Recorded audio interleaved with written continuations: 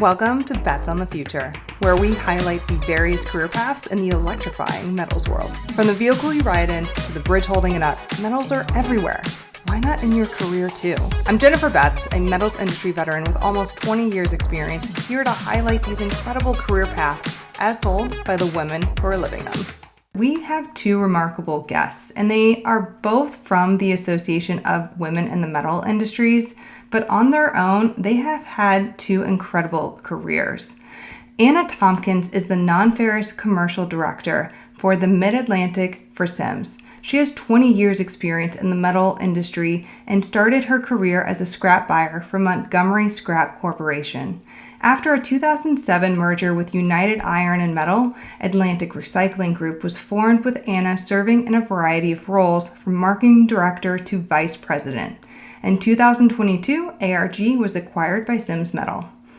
Anna is an active member of the Association of Women in the Metals Industry, AWMI, currently serving a 2-year term as vice president. She previously served as the international marketing chair and as the president of the Baltimore chapter. In 2020, she was recognized as AWMI's Member of the Year. She received her BS in journalism from West Virginia University. Anna resides with her family in Baltimore, Maryland. In addition to Anna Tompkins, we have Jill Donahue. She is the Senior Regional Sales Manager at Commercial Metal Forming, with more than 30 years of experience in the steel and steel fabrication sector. Her professional journey commenced in 1989 as an account representative at Commercial Metal Forming, Orange County Metal Works. Throughout her tenure, Jill has actively participated in the California chapter of the Association of Women in the Metal Industry, holding various leadership positions such as secretary, marketing chair, vice president, and president within the local chapter. Furthermore, she extended her knowledge and skills to the AWMI Western Region Board as vice chair. Jill is deeply committed to mentoring and coaching, prioritizing continuous learning and development for both her and her team. A huge welcome to these two distinguished guests and a huge thank you for them coming on to Bets on the Future today. This week on Bets on the Future, we actually have two guests joining us, and I would dare to say we actually probably have thousands joining us at this point because we have the Association of Women in the Metal Industries joining us, and we have two representatives that are representing them in the association. We have Anna Tompkins, who is the non-ferrous commercial director for the Mid-Atlantic region for Sims Metal, who is also the AWMI International Vice President, but she will also soon be, in 2026, the International President for all of AWMI, for the International AWMI organization. And then we also have Jill Donahue, who is the Senior Regional Sales Manager at Commercial Metal Forming, who is near to me in California. And she is the AWMI California Chapter Social Media and Marketing Chair.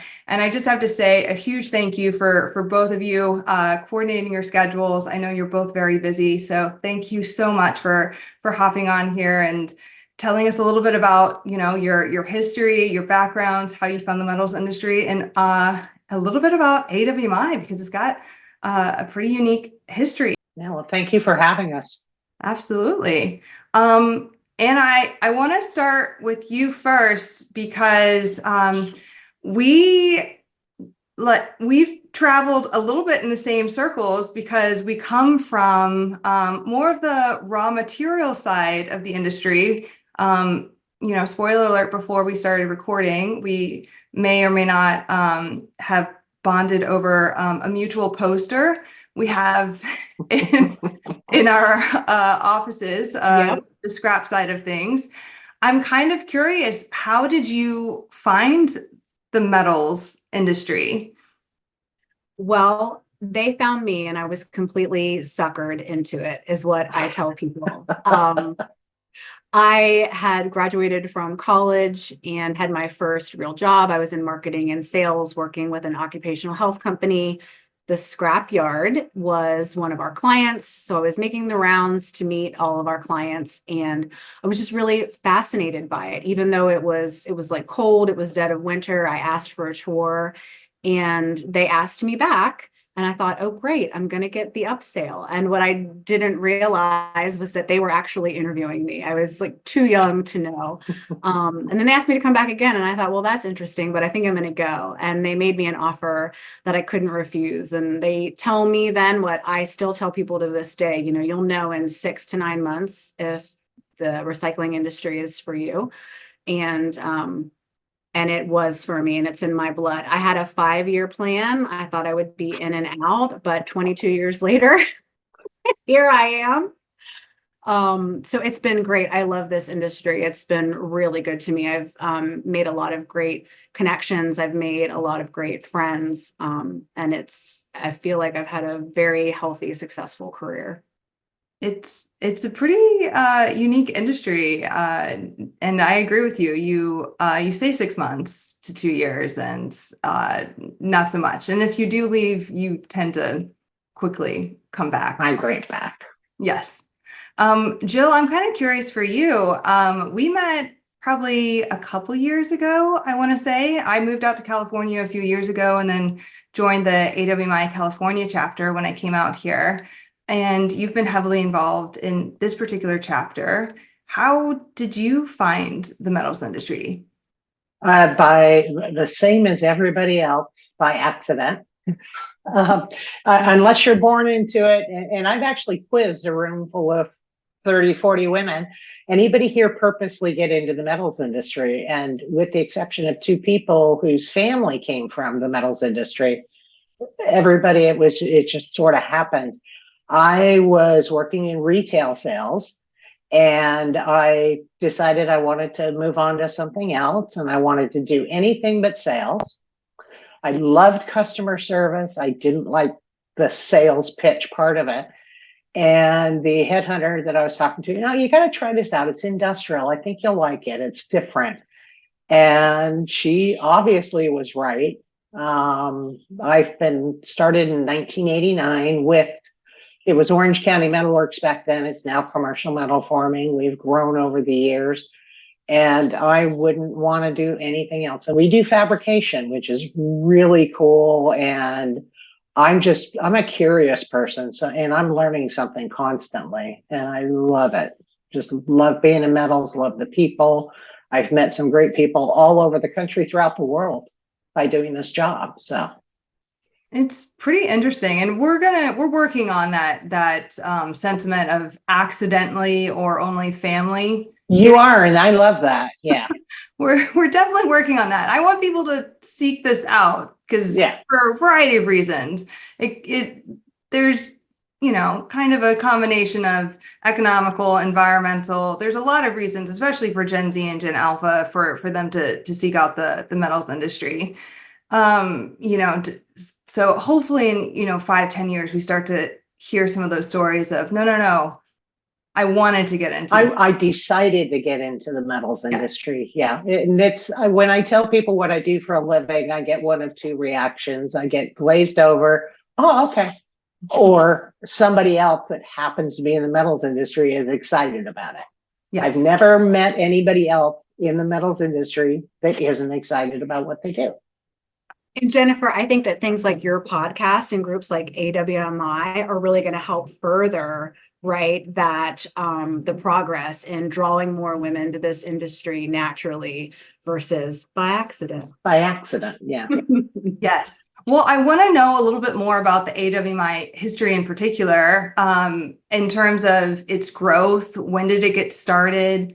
I'm personally, well, obviously a little biased towards it, but in terms of the associations that exist out there in our industry, in particular, I really like the AWMI association because it's one of really, if only the only fully vertically integrated association that exists out there. I mean, you can meet individuals from the mining, raw materials, scrap or recycled materials side of things, all the way fully through the mills, the manufacturers to, the OEMs. Like the full supply chain exists within this association, and it's a really great educational networking opportunity from that perspective. You really understand every single piece throughout the full system. Agreed. Yeah. I mean, the variety of companies that are members of AWMI or participate, is wide. Again, from all the way from trucking companies, to mills. And it's one of the reasons that I really enjoy being a part of it. I mean, Jill has been a member just a little longer than I have. And AWMI actually was founded in California in 1981. Jill, do you want to talk a little bit about AWMI's origin story and its mission? A little bit, sure. Yeah, they founded in 1981 by a group of women who got together and they thought that there needed to be something. And I did get a story from the first president of AWMI. We interviewed her. I think it was Marge Corwin. And I asked her, well, how did you become president, Marge? And she said, well, I was late for the dinner. So I was volunteered. And they started in Northern California in the Bay Area in 1981, eventually grew into Southern California, and it has just taken off. I mean, we're across the country. We're in Canada now. So it's now an international organization, and it's just grown leaps and bounds. I personally was approached. I started in '89 with commercial Orange County. I was approached in 1991 by a mail sales rep that came in and said, you got to join this group that started, it's for women in the metals industry. I'm like, yeah, I'm going to be here 5 years. Same plan as Anna, 5 year stint, and 35 years later. And it wasn't until 2006 that I actually joined AWMI. And I regret that I didn't join it sooner, but I didn't realize how much I would love this job. So. And probably how much you would love this association. I mean, to Jill's point, where it really has grown exponentially. Currently, we're at 19 chapters, but we have 2 provisional chapters who will get full chapter status in November at our conference in Nashville. So that'll take us up to 21. And then we have 2 more areas where we think that there is interest and growth potential. We have over 70 corporate companies who support AWMI, over 1,300 individual members. So yes, what started as a small group of strong women in California who said we really need to find a way to network and help each other and have a professional sisterhood has just really blown up and shown how on the nose they were, that there really was a need for this sort of organization whose sole mission was to promote the development of women and to get them into leadership roles, right? We know for a number of reasons that it's really important for there to be people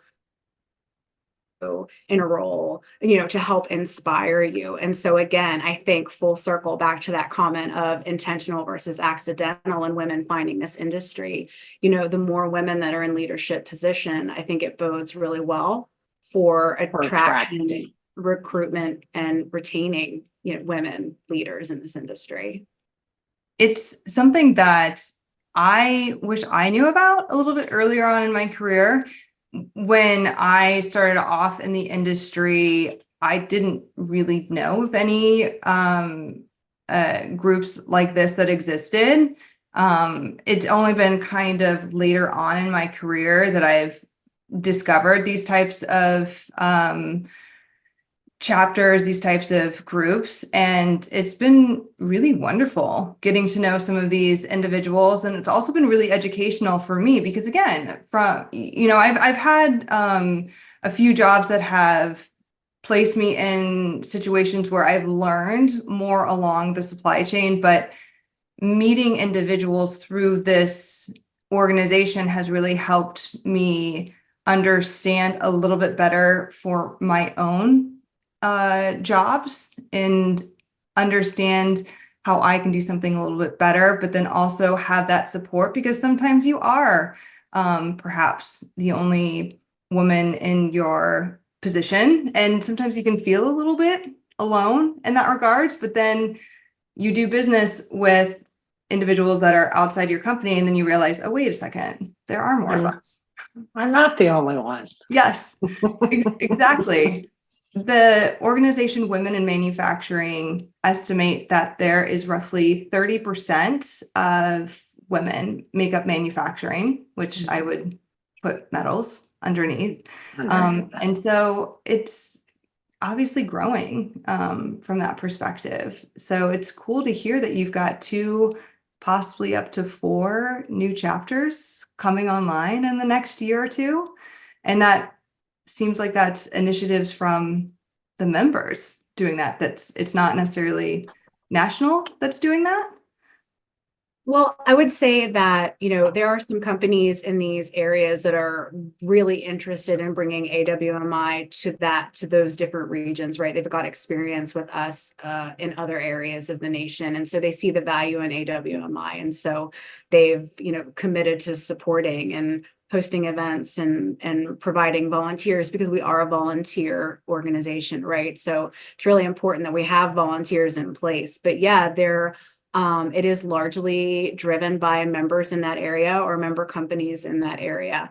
Now, obviously, just like every other business, we have a strategic growth plan.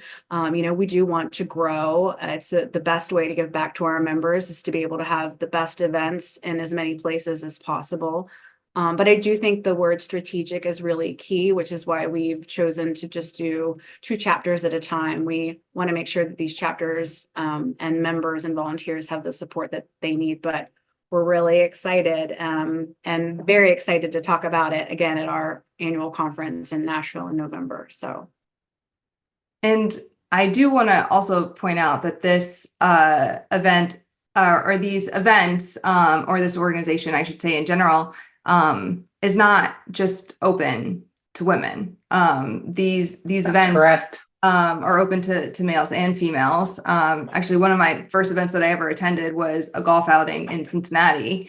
And I did not realize at the time that it was open to both males and females. And so when I showed up and saw quite a bit of support from both sides, it was actually quite amazing to see that. And also to network and see who was there. So it's been pretty cool to see over the years who's shown up to those types of events and, get to talk to them about their reasons why they're at those events.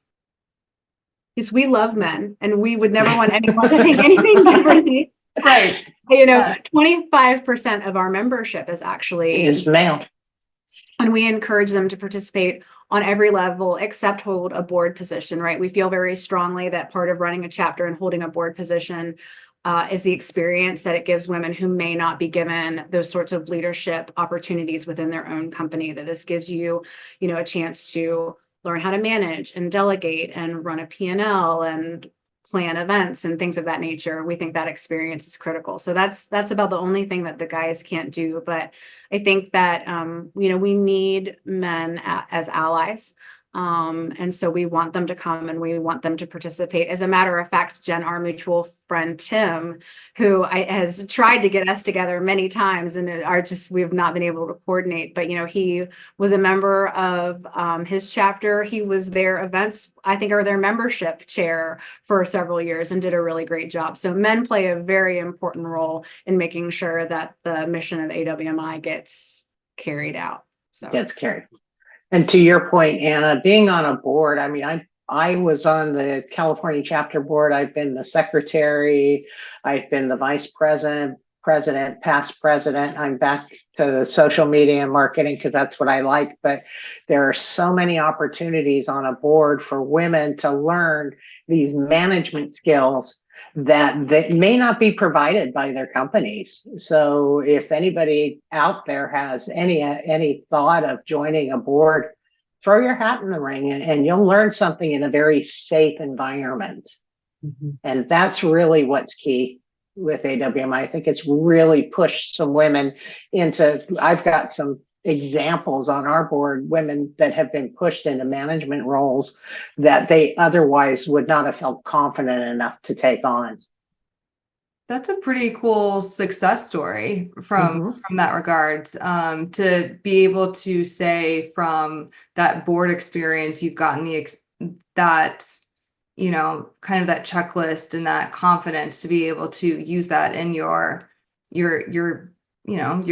day-to-day work life. And to your point, Anna, earlier about some of the chapters being expanded, by some of the existing companies, they're obviously seeing the return on the investment of their employees are having with this organization. Absolutely. And so we're thrilled that they think that investing resources, meaning their folks and sometimes their money right into AWMI, that they feel like that's a good business decision and that it pays dividends. I think that Jill is absolutely right in that, this gives people an opportunity to learn skills that they might not have had before. I mean, that really is the purpose of AWMI, is to, put you in a room with people who can teach you something, put you in a room with people who can connect you to someone, right? Give you an opportunity to have experiences and do portions of your job that you may not be able to do right now in your own company, so that when those opportunities present themselves, women feel prepared and they feel like they have experience to draw on. I mean, I think we all know the statistic that, women won't apply for a job unless they've got like 100% qualifications. And I just talked to a friend literally today who had interviewed for a job on Friday. And he was like, yeah, I'm about like 60% what they're looking for. And I'm thinking, wow, we want to give women that, that kind of confidence that they can walk into a job interview and feel qualified and get some additional experience. And just one more thing that I'd like to add, I go to a lot of trade shows for AWMI and I get to talk to a lot of people. And I think that this is an association that lends itself really well also to new people in the industry. So whether you're young and female or male or just new to the industry, it's a great place to learn and meet people. And so that, Jill, that safe comment I think is really important, because some of us are lucky enough to work in organizations where we do feel like we can try and fail, and other people do not necessarily feel like they have that safety net. Sure. Or that ability. Yeah, that ability. Yeah. I am relatively late to the party, by the way, on realizing that y'all have a national conference. I think I only really realized that a couple, 2 or 3 years ago, to be honest. Like 2 years I invited you. Yes. Yeah. Which that, like, I've always been aware that you had chapters and chapter events, and I've participated in those, but I guess I missed the emails, I missed the memos on the national event. And so I started following along on it. And y'all sell out every year, like quickly, by the way. Very quickly. Every year, which is incredible to see. And I have to imagine Nashville is going to be probably even quicker, just because of the location, the momentum that you've been building, the increase in membership base.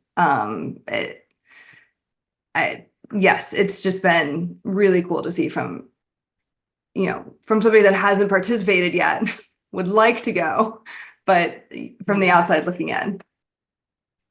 Yeah, I mean, Jill can attest to this. I think we are way above pre-COVID levels. I think when COVID happened, we had to cancel one conference, and I'm sure many people in many organizations were not sure if conferences would ever be a thing again.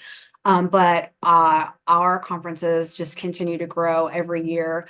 We have great speakers, great educational tours are typically tied to the conference. And this year it is in Nashville in November. I should have the dates in front of me, but I don't. I'm at a horrible mistake. Maybe we can fix that. But it's going to be a great event. And yes, we do anticipate that things like hotel rooms will go quickly. So if you go to www.awmi.org, there's a calendar there, and you can get more information on all of our events, but specifically the conference as well. The register, what the schedule looks like. Jen, you should come. You'd have a great time. You would love it. Yes. Yeah. The dates are November 6th through the 8th. Okay. I only know that because they always like to have it around my birthday.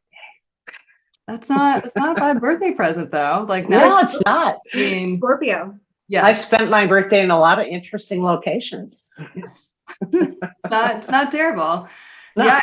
And I've known some of the attendees and the speakers that have gone, and it's been incredible positive feedback for the conferences. And from emotional intelligence speakers to, technical metals speakers, like everything, across the board, from leadership to, the more metals career focused, obviously, speakers. It's been quite interesting to see the lineup that you put on stage there. It's very well done.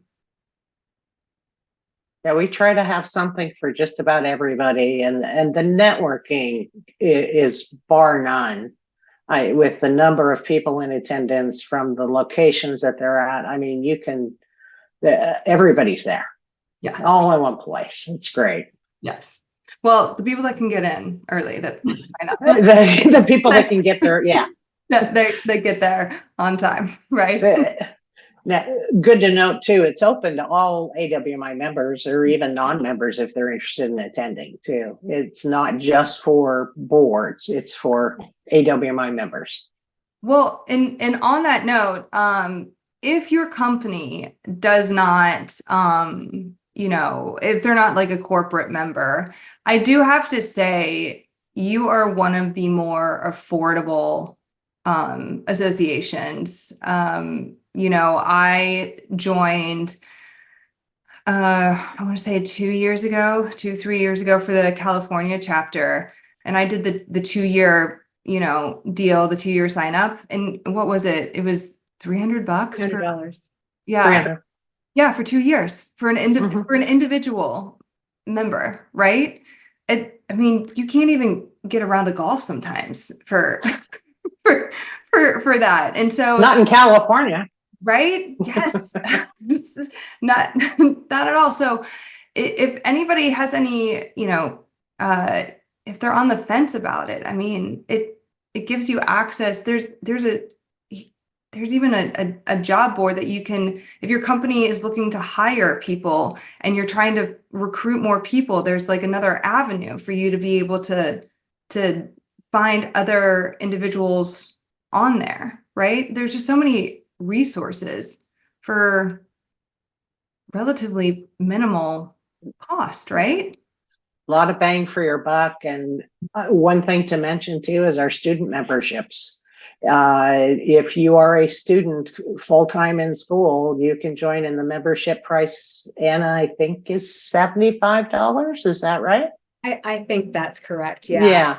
We are really interested in seeing more young people, join. And Jennifer, the price point is really strategic. I mean, again, we're a nonprofit and we want to be accessible, right? We're in this to serve our members. We are not necessarily in this to make money, right? We want to be something that your company is willing to take a chance on, because that it's just one less barrier to entry with that low price point. And Jill, you're right, you do get a lot of bang for your buck, not only the job postings, but we've got a great mentoring program where you can be paired up with a mentor. I mean, many women who join this association are looking for things like mentorship. And so that's just another benefit of being a member of AWMI. And there's probably a million, huh? There's Jill? a million. I've got a whole spreadsheet on them. Yeah. Well, I do have to say, Jill and the California chapter, because that's obviously the one that I've had most recent interactions with, has been doing a phenomenal job in terms of tours. We actually, spoiler alert for when this comes out, but we just relatively recently went to a metal recycling facility, and it was the AIM recycling facility, formerly Ecology, down in Colton, California. And so it was a really well done tour, but like previously to that, it was a Nucor facility, right? We had a Nucor tour, yeah. And then we have had a couple up north. We had a laboratory testing. They do metal testing. We did that. We have another one coming up in Northern California. The education part of it, we're really trying to drive that as much as we can out in California, and all the chapters are. Mm-hmm. So like if you've never been able to, go to a scrapyard or been able to go to like, a structural buildings systems facility before, or like the non-destructive testing location, or right, like that's not exactly, a common place for certain people to go into, Be but able to. it's been very interesting and beneficial to see those tours.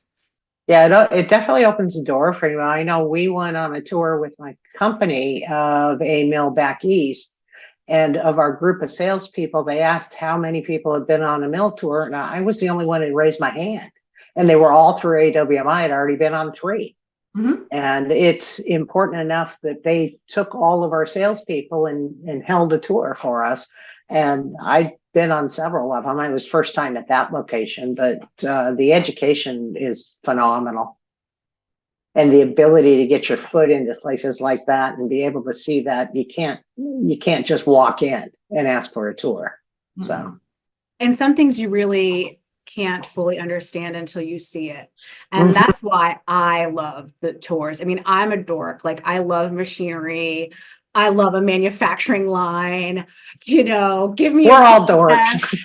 I just love it. But I really do think, and then, sometimes, in very legitimate ways, it gives you ideas that you can bring back to your own companies, whether it's traffic control, safety, it really just helps you understand what others are doing, best practices. Sometimes you might have an opportunity to go tour a consumer that maybe you sell to, or someone that you buy from, right? And you typically wouldn't have that opportunity. So it just really helps bridge some of those knowledge gaps and strengthens those bonds. And Jill, I love your example because to be able to say, oh yeah, I've been on a mill tour, and everybody else in the room hasn't, I think it's a pretty good feather in your cap. It is. And that's because of AWMI. Mm-hmm. And for anybody that's listening that has not been on a mill tour, if you ever get a chance to go to a metals manufacturing facility where they are physically melting down metals and you have that opportunity, do it. Just do it. It is phenomenal. It's just an experience that you will never forget. And again, a little biased. I used to work at those facilities, but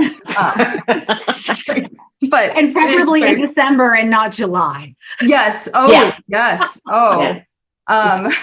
There is an event where in Mobile, Alabama, that's coming up for REMA, and it's in August, and they are looking at a mill tour in that region, and so I wish them well in hydration during this time. Yes. So we need a hydration station. Sorry, that's for all of those fans who might be watching. Yes. Yeah. For those that are interested in, learning more about AWMI, what's the best way to do a little research to find out the nearest chapter, or to, get more information about the organization as a whole? That'd be straight off our website, right, Anna? Yeah, I think that, again, www.awmi.org is a great resource. It shows you the regions, the chapters, the leadership, our history, events that are coming up. It's a great place to do the research. And it's how I found them. I had been working for my company for a couple years and was the only female scrap buyer, only female in management. And while I worked for a really great company, I knew that I needed more. And so I just Google searched like women scrap metal associations, and AWMI popped up. And I joined just from looking at the website. I was just confident. Again, the price point was right. There were events in my area, and it just seemed like it was worth a try. So the website is a great resource. And then I would just encourage people to, if there is an event near you, or maybe somewhere where you're traveling, to go.